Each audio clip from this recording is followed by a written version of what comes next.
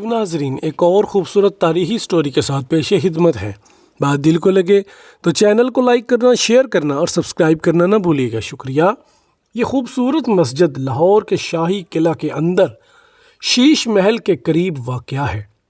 مغل بادشاہ اکبر کے دور میں یہاں ایک چبوترا تھا جسے اکبر نے تعمیر کروایا تھا۔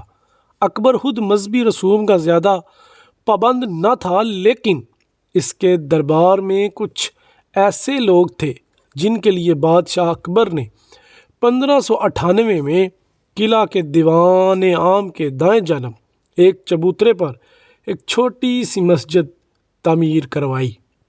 اس کے بعد پھر جہانگیر نے اپنے 12ویں سال میں اپنے حرم کی مسلمان خواتین کے لیے اس میں مناسب ترمیم کروائی۔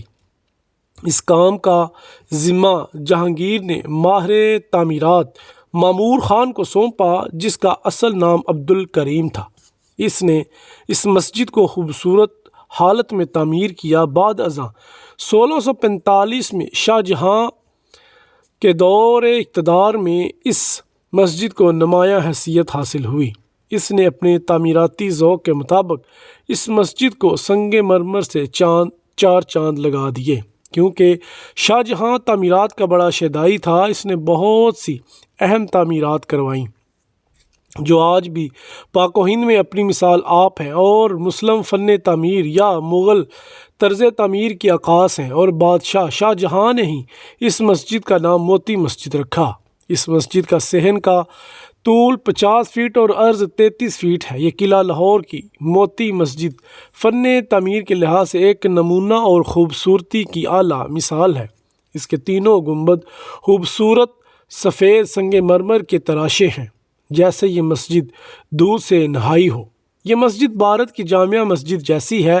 یاد رہے، رنجیت سنگھ نے اس مسجد کے تقدس کو پامال کیا اور اس مسجد کا نام بدل کر موتی مندر رکھ دیا۔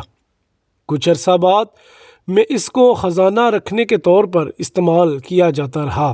پھر اس کے دور اقتدار کے آخری سالوں میں یہاں بھی بارود رکھا جانے لگا۔ پھر جب برصغیر پاک و ہند انگریز کے زیر تسلط آیا تو 1903 میں لارڈ کرزن نے اس مسجد کو برائے نام مسجد کے طور بحال کر دیا، لیکن مسلمانوں کو مسجد کے طور استعمال نہیں کرنے دیا۔ قیام پاکستان تک یہ صرف نمائشی مسجد ہی رہی۔ قیام پاکستان کے بعد اس کی مکمل مرمت کروا کے اسے مسلمانوں کی عبادت کے لیے کھول دیا گیا۔